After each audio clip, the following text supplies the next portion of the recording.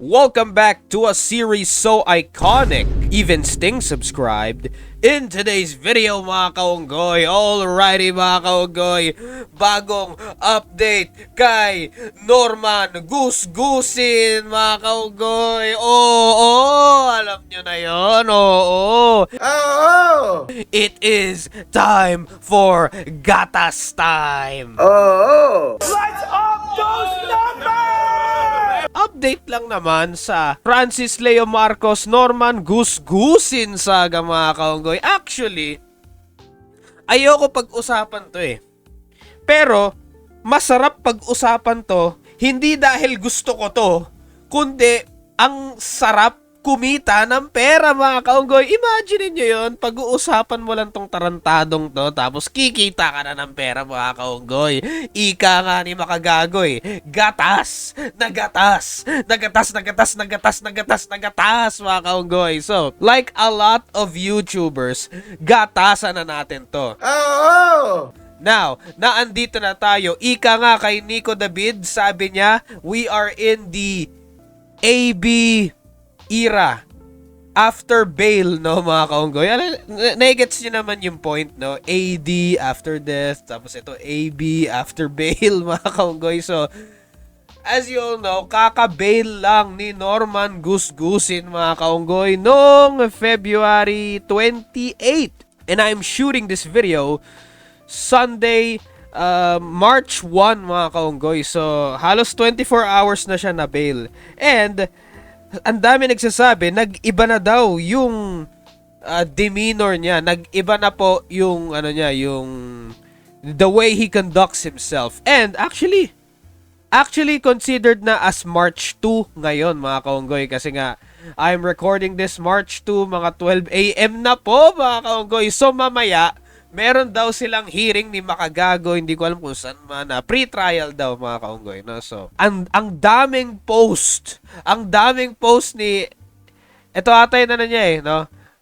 Marcos Antonio Francis Leo, mga kaunggoy, no? So, ang dami po niyang pinopost sa page niya. So, ito 8 hours ago, kahit po nakakulong ako, ipinatuloy ko po ang humanitarian sa Burgos, Ilocos Norte, mga kaunggoy. Okay, so good boy naman pala siya. May humanitarian pala siya, mga kaunggoy, no? So not sure kung this is sa nakikita ko kasi, this is a smart strategy, mga kaunggoy, di ba? Nahuli siya. So after niya mahuli tapos na bail, yun yung naging catalyst niya para complete 360 character change, mga kaunggoy, no? From mayabang na kung ano-ano pinagsasabi online to now mabait na bata na po siya ngayon. Like good guy na siya. Kumbaga sa wrestling, face turn na po siya, mga kaunggoy. So eto, pinagmamayabang niya yung humanitarian niya, mga kaunggoy. Oh shit. Sana totoo to. Sana totoo yung humanitarian niya at hindi na siya nang sa-scam. Kasi from what I know, marami siyang na-scam, di ba? Kaya nga siya nagkaroon ng mga kaso in the first place dati noon, di ba, mga kaunggoy? Kaya hopefully totoo na tong mga humanitarian niya, mga kaunggoy. I don't know the guy. I don't know what is going on in his brain, mga kaunggoy. Based on his track record kasi and yung pag-uugali niya, medyo mahirap siya paniwalaan ngayon na goody two shoes na siya or mabait na tao na siya, mga kaunggoy, no? So, Galingan mo pa, putang ina mo!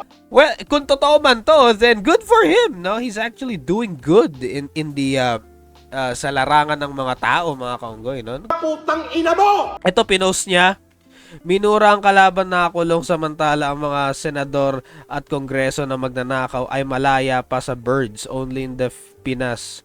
Actually, totoo to. I get this, mga kaunggoy, no? Like, isipin nyo, pinagtutuunan ng pansin ang buong news itong hinayupak na to. Galingan mo pa! Pero yung mga corrupt na people, bakit hindi nasa kanila yung spotlight, mga kaunggoy? Bigyan natin ng spotlight yung mga corrupt na tao talaga, mga kaunggoy, no? Ito kasi hindi naman siya, I would not consider him as a big fish. Okay? Kasi para sa akin hindi siya yung mga there are worse people than him in my opinion mga kaunggoy, no? Yung mga corrupt na tao, guys. Ito pinost niya yung kay Makagago, ayan, yun. Yung pinakyo. Solid yung nakakatawa. He kinda deserves it, sa totoo lang, no? Si Francis Leo Marcos. Medyo deserve niya yon mga kaunggoy. Yung ginawa ni... Yung pagpapahiya kay Norman Mangusin, mga kaunggoy. Medyo deserve niya. 13 hours ago, I have nothing to say. Oh! I just feel sorry for myself. Well, at least, oh shit, may emoji na siya. May pa-emoji na siya. Holy shit. So, this is how you know. Alam nyo na nagpapakabait na siya and magka-character change na siya dahil may emoji na siya ngayon. Nako, gumagamit na ng emoji. Kulang na lang yung gamitin yung emoji. Ito, no? I just feel sorry for myself and to all involved and to all the people I offended. Sorry po. I have wished na sana ako na po ang kahuli-hulihang tao na makaranas ng ganito. Wag na po sana sa iba. Okay, so mahirap paniwalaan actually. Hirap pa ako maniwala sa character change niya kasi changing in 4 days. Bago siya hulihin, naalala niyo yun, ang yabang pa niya dito sa live stream niya to. Tapos after niya mahuli, tapos pinalaya siya. I think para sa akin bumibuelo pa yan eh. Bumibuelo pa yan. Give it a few days. Bigyan niyo ng ilang araw yan. Back to basic na ulit yan, no? Actually, medyo boring ang social media ngayon eh kasi hindi siya nag-iingay, nagyayabang ng mga kaunggoy. Kasi, let's be honest, right? Ang daming na boring nung nahuli si Francis Leo Marcos, no? Kasi wala tayong pinagtitripan eh, wala tayong pinagtatawanan eh. Be honest with yourselves, no? Actually, may mga nakita ko mga comments na ganon, na na-miss daw nila si Francis Leo Marcos kasi wala daw kupal sa internet.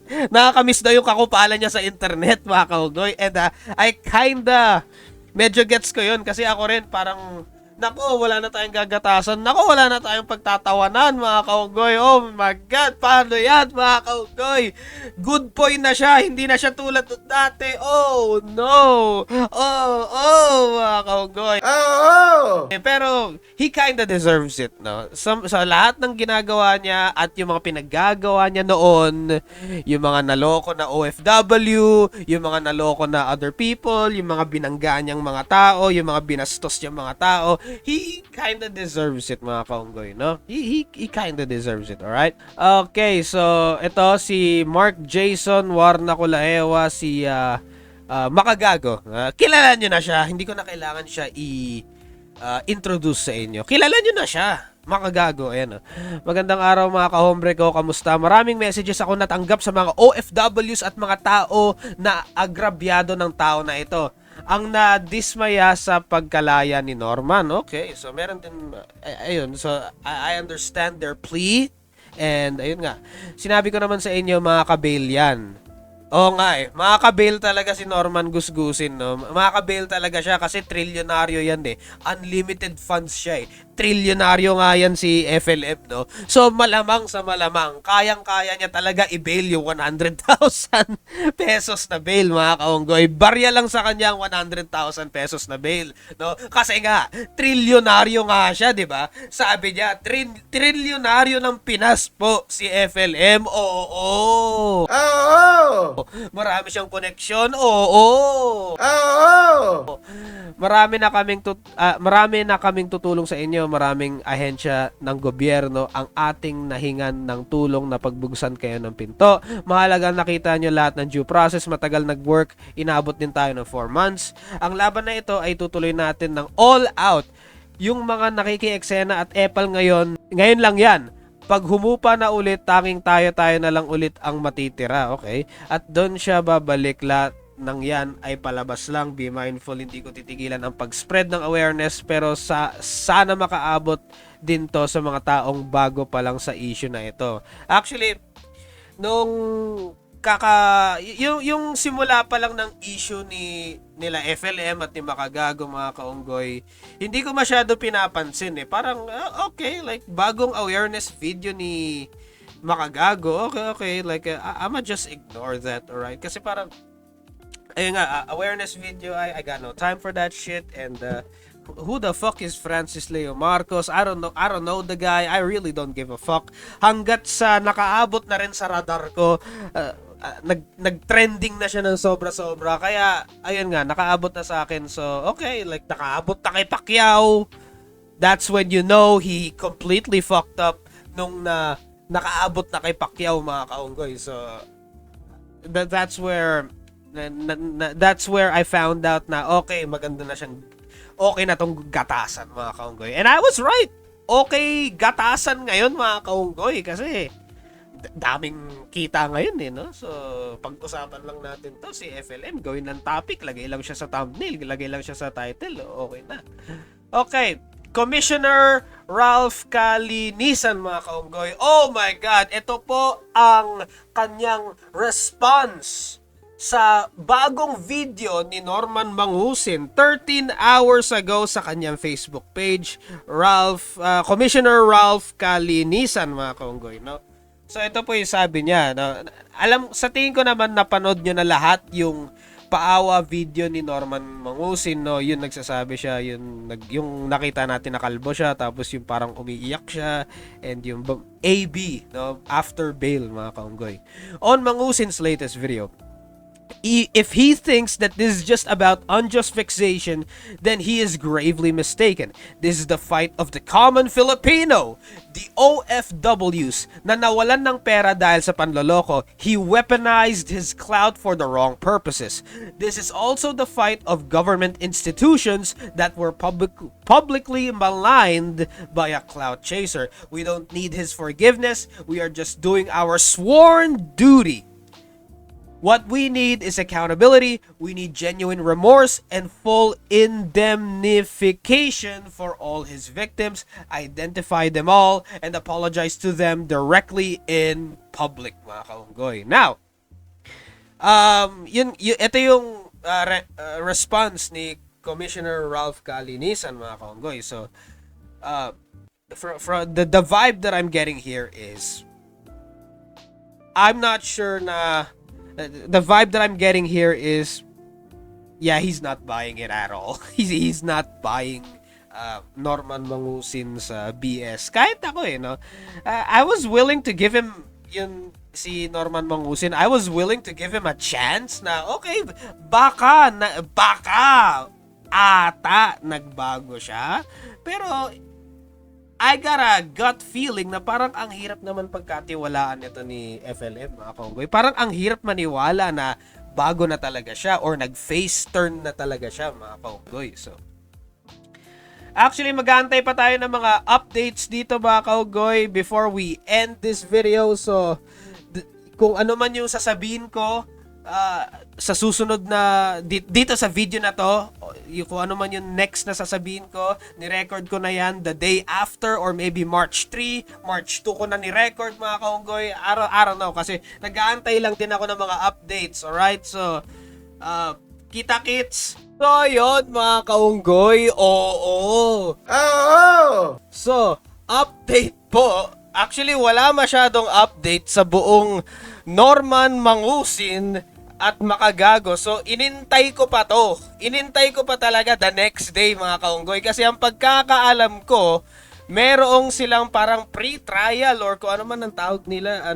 Basta court lingo, mga kaunggoy. Hindi ko alam kung ano tawag nila doon. Pero, ayun nga, nag-post si Ramon Tulfo 1 hour ago. Hindi ko alam kung ano connection nito kay, ano pangalan nun, basta yung main Tulfo, nakalimutan ko yung pangalan na Rafi Tulfo, ayun, mga kaunggoy. Ito, di ko kinakampihan. Right off the fucking bat, nakakatawa Dito na mismo dinidis-evow na ng mga Tulfo ang mga yung dinidis-evow na ng mga Tulfo ang Norman Mangusin, mga kaunggoy, no. Di ko kinakampihan ang si Raul vlogger. Gusto ko yung tawag niya kay Norman Mangusin, no? Si Raulong vlogger na si Norman Mangusin alias Francis Leo Marcos. Pero bakit siya pinagbayad ng 120,000 bail for his temporary release sa kasong unjust vexation? Correct me if I'm wrong, I'm not a lawyer, but the penalty for unjust vexation is only 1,000 pesos and imprisonment of 1 month. Actually, hindi ko alam yan, no? Sila na dyan, bahala na sila dyan, basta about the law na yan. Hindi ko talaga alam kung magkano. Ang dami nagsasabi na ang unjust vexation is 10,000 per bail, mga kaunggoy, no? Per, ano yan? Ano tawag doon? Per count, mga kaunggoy, no? Kada sentence, kada bail, kada count ng bail ng unjust vexation is 10,000 daw, mga kaunggoy. Pero wala akong alam doon. Yung iba 10,000, yung iba 1,000, yung iba 4,000, mga kaunggoy. And here's the disturbing part. Gusto ko lang i-point out to, mga kaunggoy. Nakalimutan ko sabihin to sa mga previous videos. Pero napapansin ko, marami ding supporters si Norman Mangusin, which is actually kind of scary. May nag-post nga what if tumakbo siya ng senador? Or what if tumakbo siya ng kahit anong rank sa mga official sa government, mga kaunggoy? People are actually gonna vote for this guy, which is actually kind of scary. No? Nakakatakot pa when you think about it, which is actually disturbing. Ang dami niyang na-hypnotize, mga kaunggoy, which is actually kind of scary, no? Nakakatakot yun actually, mga kaunggoy, na may power siya para ma-hypnotize yung ibang tao, no? May mga taong naaawa sa kanya kay FLM. May mga taong naaawa at na parang kumakampi kay FLM, mga kaunggoy, and thinking that he's actually the victim in this situation.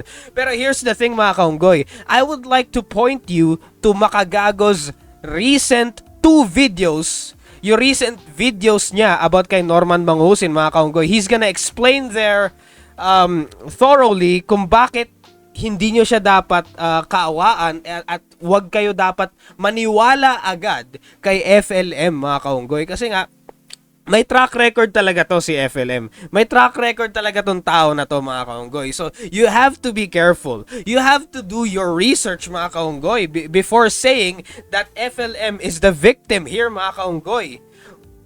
Una pa lang, no? Base sa mga videos na nirelease ni Makagago, no? Si FLM ang unang nagsampa ng demanda kay Makagago, no? Si Makagago nag-retaliate lang, mga kaunggoy, kasi kinasuhan ka. So, syempre, kasuhan mo na rin, di ba? Like, yeah, I think it's only fair. In my opinion, I think it's only fair, mga kaunggoy. Okay, so ito si FLM. As you can see, kawawang-kawawa yung itsura niya, mga kaunggoy.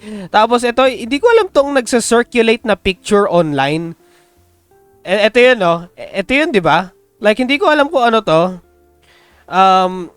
Ito yung pinost ni Friends of Food Genius, mga kaunggoy. Ito ba yung main shit ni Food Genius, mga kaunggoy? Kala ko ba, unjust vexation lang, sabi ni Rafi Tulfo. Kung ganoon, bakit kailangan ng police escort at backdoor exit? Hindi ba dapat routine lang kung simpleng kaso? Ito hindi ko na alam kung sino tong mga to, hindi ko na babasahin, mga kaunggoy. Alin ba talaga? Hindi pa ba sapat ang ginawa mong pagtulong para makalaya? Okay, these are very strong allegations. So, ewan ko, like, I'ma just leave this out there. Kasi, pinost to ni Makagago 12 hours ago. Ganon, mga kaunggoy, post niya dito. So, apparently, may mga nagsispekulate na there is a bigger fish out there. There will always be a bigger fish out there, mga kaunggoy, no? So, yun yung sabi at speculation ng ibang tao, mga kaunggoy, which is actually kind of scary. So, ito may pinost si ito yung isa sa mga comment ni Commissioner, no? Commissioner Ralph Calinisan, mga kaunggoy, no? So, ito po yung sabi niya. So, police yung lore na, mga kaunggoy. So, tingnan muna natin kung ito yung legit na tao. And look at this, siya nga yung legit na Commissioner Ralph Calinisan, mga kaunggoy. So ito, nabasa ko na to kanina or kahapon, mga kaunggoy. So ayan yun. So ayan nga, mga kaunggoy, waiting pa rin tayo sa mga updates sa kaso ni Pacquiao, mga kaso ni Makagago, kasi sabi nga ni Makagago, there's more, no? Marami pa daw ang mangyayari, mga kaunggoy. So ayun, mga kaunggoy, wala pa masyadong huge update dito sa Norman Mangusin saga, mga kaunggoy. Dito kay FLM saga, wala pang huge at malaking update, mga kaunggoy. So, I think that's all for this video. I was kinda expecting na magkaroon ng update, no? I was kinda expecting na may magkakaroon ng update ngayon. Like 'di ba? Parang sa ano yung sinabi nila, March 2, mga kaunggoy. I was kinda expecting that shit kasi di ko alam, like I don't know what happened with that, mga kaunggoy. Pero ayun nga. What are your thoughts on this entire FLM saga, FLM kung ano man ang nangyayari, mga kaunggoy, or whatever is going on? Actually, ang dami ng mga updates, mga kaunggoy, at hindi ko na alam. Parang ang gulo na eh. Hindi ko na alam kung saan ko ilalagay yung attention ko, mga kaunggoy. Alright? And that's the bottom line because Manong Jairus said so. I gotta head out. Grabe yung mga nang pangyayari ngayon, mga kaunggoy.